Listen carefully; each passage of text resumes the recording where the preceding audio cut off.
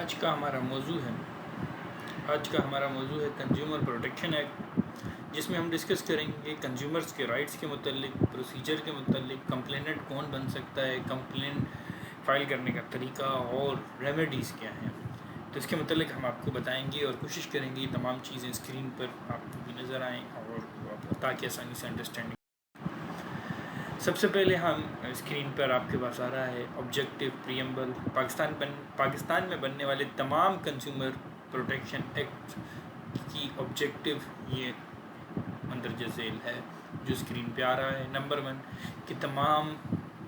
جو کنزیومرز ہیں ان کے رائٹس کو پروٹیکٹ کیا جائے، ان کے انٹرسٹ کو پروٹیکٹ کیا جائے اور جلد سے جلد ان کی جو بھی ریمیڈیز ہیں ان کو ریڈریس کیا جائے، اور کنزیومر جو ہے اپنے کلیم کو کمپیٹنٹ کورٹ میں فائل کر کے جلد سے جلد اپنے معاملات کو حل کرا سکیں۔ یہ مین آبجیکٹو ہے تاکہ کنزیومرز کے رائٹس کو اس طرح پروٹیکٹ کیا جائے۔ اس بات کو مد نظر رکھتے ہوئے لاز کی لیجسلیشن کی ہے۔ اب ہم دیکھتے ہیں کون سے لاز پاکستان میں اویلیبل ہیں کنزیومر پروٹیکشن ایکٹ کے تحت۔ آپ کی اسکرین پر آ رہا ہوگا وہ لسٹ پوری پاکستان میں کنزیومر پروٹیکشن کے متعلق جتنی بھی لیجسلیشن ہوئی ہیں اب تک، وہ تمام کی لسٹ اسکرین پر آ رہی ہے۔ سب سے پہلے اسلام آباد کنزیومر پروٹیکشن ایکٹ 1995 بنا، اور اسی طرح KPK نے اڈاپٹ کیا 1997 میں کنزیومر پروٹیکشن ایکٹ کو، اور بلوچستان کنزیومر پروٹیکشن ایکٹ 2003 میں بنا،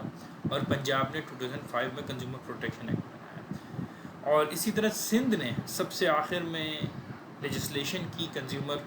پروٹیکشن ایکٹ کے متعلق، اور جو کہ 2014 میں لیجسلیشن ہوئی، 13 میں سٹارٹ ہوئی، 14 میں آلموسٹ کمپلیٹ ہوئی، 15 میں جا کے انیکٹ ہوئی، اور 17 میں پھر رول بنے، اور اس سے متعلقہ کورٹس بھی پھر بنی جو اب تک اسپیڈی ٹرائل کر رہی ہیں۔ ابھی جرنل ڈسکس کرنے کے لیے کہ کنزیومر کون ہو سکتا ہے، آپ کی انڈرسٹینڈنگ کے لیے ایک ایگزامپل میں نے کوٹ کی ہے، اسکرین پر آپ کو آ رہی ہوگی، جس میں یہی ہے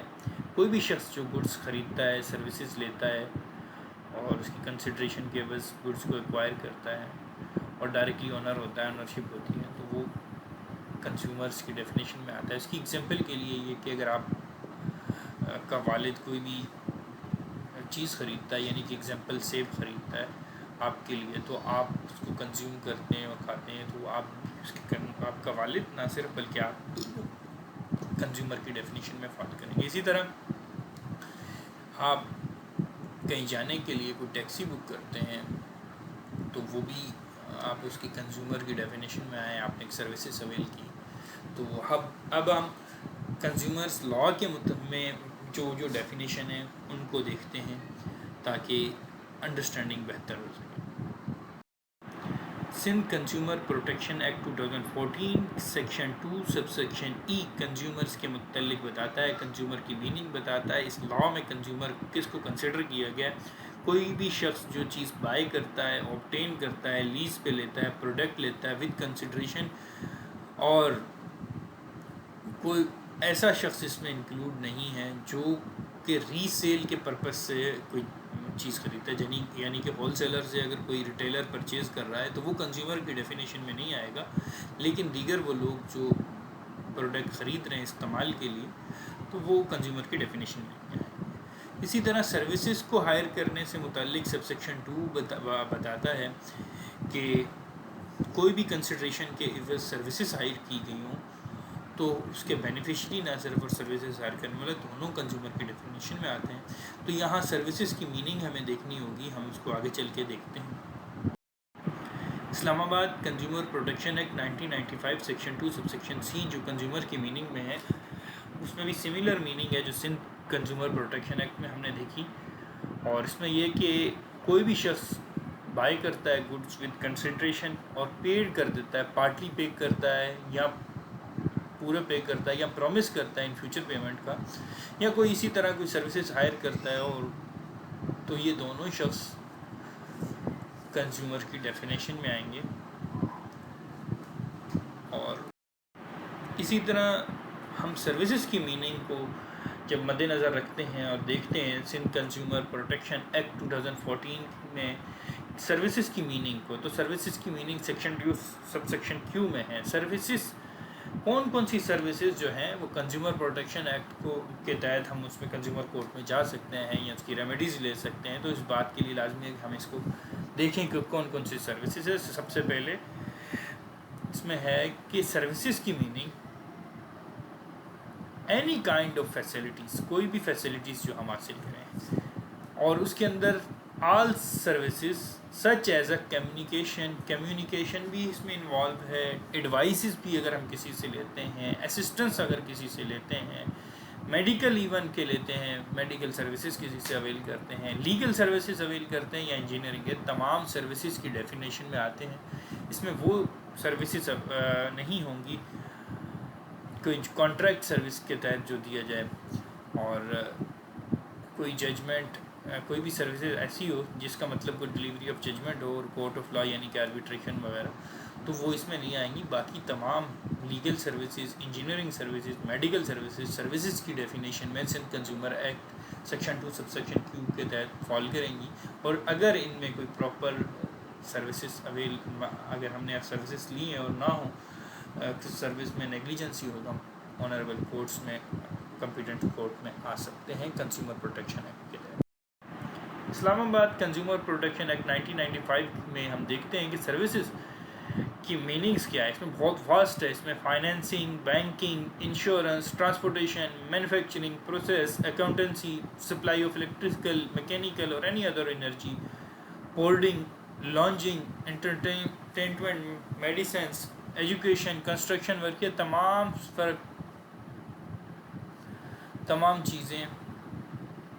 جو ہیں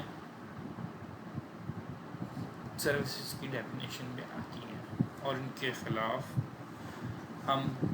کورٹس میں ریمیڈیز حاصل کر سکتے ہیں اگر پراپرلی سرو نہ کریں۔ سوال یہاں پیدا ہوتا ہے کہ کون شخص کمپلینٹ ہو سکتا ہے، کون کنزیومر پروٹیکشن ایکٹ کے تحت کمپلین فائل کرنے کے لیے ایلیجیبل ہے یا انٹائٹل ہے، تو اس کا جواب یہ ہوگا، اسکرین پر بھی آ رہا ہے، سیکشن 2 سب سیکشن ڈی میں سندھ پروٹیکشن ایکٹ کے تحت ہے کہ ہر وہ شخص جو کوئی بھی چیز پرچیز کرتا ہے جو کنزیومر کی ڈیفینیشن میں فال کرتا ہے، وہ خود بھی کمپلینٹ ہو سکتا ہے، کوئی این جی اوز کے بہاف پہ ہو سکتی ہے، جو این جی او جو کہ کنزیومر کی پروٹیکشن کے لیے بنی ہو، گورنمنٹ بھی ہو سکتی ہے، اور ہر ڈسٹرکٹ میں جو اس لاز کے تحت پروٹیکشن کونسل بنی ہوئی ہے وہ بھی کمپلینٹ ہو سکتی ہے۔ تو یہ 4 قسمس ہیں، ان چاروں ٹائپس کے لوگ کمپلینٹ ہو سکتے ہیں۔ اب سوال نیکسٹ ہوگا کہ کمپلین کس ٹائپ کی ہونی چاہیے، اس میں کیا کیا چیزیں ہونی چاہیے۔ کمپلینٹ میں جو بھی آپ کے ایلیگیشن ہیں، جو بھی آپ سمجھتے ہیں کہ نیگلیجنسی ہے، جو آپ ساتھ معاملات ہوئے ہیں، یا کوئی بھی پروڈکٹ کا جو کہ اس کی ڈیفیکٹ ہے، یا بھی انفیئر آپ نے اگر کوئی چیز خریدتے ہوئے کوئی ایگری ہوا تھا، کوئی چیز آپ کو دکھائی گئی تھی، بعد میں وہ چیز نہیں تھی یا کوئی اور چیز تھی، ان تمام چیزوں کو آپ رائٹنگ میں لکھیں گے تو وہ کمپلین کہلائے گی، اور تمام ریٹن کمپلین لکھ کے ہم آنریبل کمپیٹنٹس کورٹ میں فائل کر سکتے ہیں۔ یہاں آئے گا سوال کہ کس کورٹ میں ہم فائل کر سکتے ہیں اور پروسیجر کیا ہوگا۔ سب سے پہلے کمپلین فائل کرنے سے پہلے کمپلین تو کمپیٹنٹ جورسڈکشن میں فائل ہوگی جس میں کنزیومر کا کاز آف ایکشن ارائز ہوا اور یا جس جورسڈکشن میں فائل کرتا ہے۔ لیکن یہاں سب سے پہلے یہ کہ لیگل نوٹس دینا ہوگا اپوزٹ پارٹی کو، کنزیومر کورٹ میں اپروچ کرنے سے پہلے اپوزٹ پارٹی کو لیگل نوٹس دینا ہوگا، اور اب لیگل نوٹس کے بعد ہم آنریبل کورٹس میں آ سکتے ہیں، اور ہم کمپلین کے ساتھ دیگر ہمیں ڈاکومنٹس دینے ہوں گے، ایویڈنس ریسیپٹ، اور جو بھی کمیونیکیشن ہوئی ہے ہماری لیگل نوٹس وغیرہ رپلائی، وہ تمام کمپلین کے ساتھ انیکس کرنے ہوں گے۔ Sindh consumer protection act section 28 اس متعلق ہے کہ کہاں کیس فائل کر سکتے ہیں، یہ جورسڈکشن کے متعلق ہے، تو یہ بہت واضح کرتا ہے سیکشن اس کا 28 کا سب سیکشن اے کہ جہاں ڈیفینڈنٹ رہ رہا ہو، جہاں بزنس کر رہا ہو، جہاں کوئی ورک کام کر رہا ہو اور کوئی اس سے حاصل کر رہا ہو، وہاں کنزیومر کورٹ میں اس کی کمپیٹنٹ جورسڈکشن رکھنے والی کنزیومر کورٹ میں کیس فائل کر سکتے ہیں، اور اگر ایک سے زیادہ ڈیفینڈنٹ ہو اور فائل کرتے وقت کوئی کسی بھی شخص جو بھی کسی ایک ڈیفینڈنٹ کی رہائش گاہ سے نزدیکی کمپیٹنٹ جورسڈکشن رکھنے والی کنزیومر کورٹ میں ہم کیس فائل کر سکتے ہیں اور کورٹ سے اجازت لے سکتے ہیں، اس کو بتا سکتے ہیں کہ اس میں ایک ڈیفینڈنٹ رہ رہا ہے اور باقی دوسرے میں رہ رہے ہیں، تو کورٹ الاؤ کر سکتی ہے۔ یا پھر جہاں پہ کاز آف ایکشن ارائز ہوا ہو، تمام کاز آف ایکشن ہو، وجہ ہو آپ کے کیس کی، یا partly cause of action arise ہوا ہو، تو وہاں بھی اس کمپیٹنٹ جورسڈکشن رکھنے والی honourable court, competent court, consumer court میں کیس فائل کر سکتے ہیں۔ لمیٹیشن کیا ہے اور کیا ہم کبھی بھی کنزیومر کورٹ کو اپروچ کر سکتے ہیں؟ نہیں، یہاں ہمیں کچھ لمٹ ہے، جس طرح باقی قوانین میں اسی طرح اس قانون میں بھی کہ لمٹ ہے کہ 30 دن میں کاز آف ایکشن ارائز ہونے کا، یا ڈیٹ آف پرچیز سے لے لیں یا ڈیٹ آف سروسز سے لے لیں، ہمیں کورٹ میں 30 دن کے اندر آنا ہے۔ لیکن اس 30 دن کے اندر آنے سے پہلے ہمیں پہلے لیگل نوٹس دینا ہے، اور لیگل نوٹس کو پراپرلی ڈیولی سرو ہونا چاہیے، اور اگر اپوزٹ پارٹی کے رپلائی کرنا چاہتی ہے تو اس کو 15 دن کے اندر رپلائی کرنا چاہیے۔ یہ تمام باتیں جو ابھی کی ہم نے، یہ کہاں ہیں؟ تو اس کے لیے سندھ کنزیومر پروٹیکشن ایکٹ 2014 کی سیکشن 29 ہے۔ یہ تمام باتیں وہاں لکھی ہوئی ہیں کہ ڈیولی سرو ہو، پراپر ڈیلیوری کا نوٹس ہو، چیزیں پوری ہوں گی تو کورٹ ایڈمٹ۔ آپ کی آسانی کے لیے سیکشن 29 کو پورے کو اسکرین پہ آ رہا ہوگا، اور اس وقت کنزیومر پروٹیکشن ایکٹ کے تحت جو کیس فائل ہوتا ہے سیکشن 29 میں اس کی ڈیٹیل دی گئی ہے کہ سب سے پہلے لیگل نوٹس ہوگا۔ سب سیکشن 2 میں کہ اگر کوئی لیگل نوٹس کا رپلائی کرنا چاہتا ہے کوئی بھی سروس پرووائڈر یا جس سے آپ نے پرچیز کی ہے، مینوفیکچر وٹس ایور جو بھی ہے، مخالف پارٹی آپ کی، تو وہ 15 دن کے اندر اس کا رپلائی کرے۔ اور اسی طرح نہ صرف لیگل نوٹس سینڈ بھیجنا ہے بلکہ پراپرلی ڈیلیور ہونا چاہیے اور اس کے پروف بھی ہونے چاہیے۔ پھر سیکشن 4 میں ہے کہ کتنے دن کے اندر کورٹ میں آ سکتے ہیں آپ اپنے کلیم کے لیے۔ جو بھی شخص کو کورٹ میں آ رہا ہے، جو کمپلینٹ کی ڈیفینیشن میں فائل کر رہے تھے، جو ہم نے آلریڈی ڈسکس کی ہے، وہ کنزیومر کورٹ کو اپروچ کر سکتے ہیں۔ ان کو چاہیے کہ کاز آف ایکشن ارائز ہونے سے 30 دن کے اندر کورٹ کو اپروچ کریں، کورٹ میں کیس داخل کریں جو کمپیٹنٹ جورسڈکشن رکھتی ہے، اور اگر اس سے زیادہ ہو گئے ہیں تو کورٹ کو ایکسپلینیشن دیں گے۔ اگر کورٹ سیٹسفائڈ ہوگی کہ سفیشینٹ کاز تھے لیٹ ہونے کے، تو کورٹ اس کو 60 دن تک بھی ایڈمٹ کر سکتی ہے کیس کو، لیکن 60 دن سے زیادہ نہ ہو۔ لیکن جہاں گارنٹی اور وارنٹی ہو کسی بھی پروڈکٹ کی، سروسز کی، تو وہاں گارنٹی اور وارنٹی ایکسپائر ہونے سے 30 دن کے اندر کمپیٹنٹ کورٹ میں آنا ہوگا۔ 30 دن یا 60 دن میں period specifically manufacture service expiry of warranty of 60 day, مطلب 60 ڈے کے اندر گارنٹی اور وارنٹی ختم ہونے کے کورٹ میں آنا ہوگا، کنزیومر کورٹ میں۔ لیکن جہاں گارنٹی اور وارنٹی نہ ہو تو پھر کیا کیا جائے؟ تو یہ اس کا حل بھی بتا رہا ہے۔ سیکشن 29 سب سیکشن 4 کہتا ہے جہاں گارنٹی اور وارنٹی نہ ہو تو ڈیٹ آف پرچیز سے یا ڈیٹ آف سروسز سے 1 سال کے اندر کنزیومر کورٹ میں آ سکتے ہیں اور اپنا گریوانس آنریبل کورٹ میں پیش کر سکتے ہیں اور اپنے کلیم کے لیے کورٹ کا دستخط کر سکتے ہیں۔ یہ ویڈیو کافی لمبی ہو چکی ہے، لہٰذا ہم اس کورٹ کے اندر کیس ایڈمٹ ہونے تک کا پروسیجر ہم نے اس ویڈیو میں ڈسکس کیا۔ ہم اگلی ویڈیو میں کورٹ میں کس طرح کیس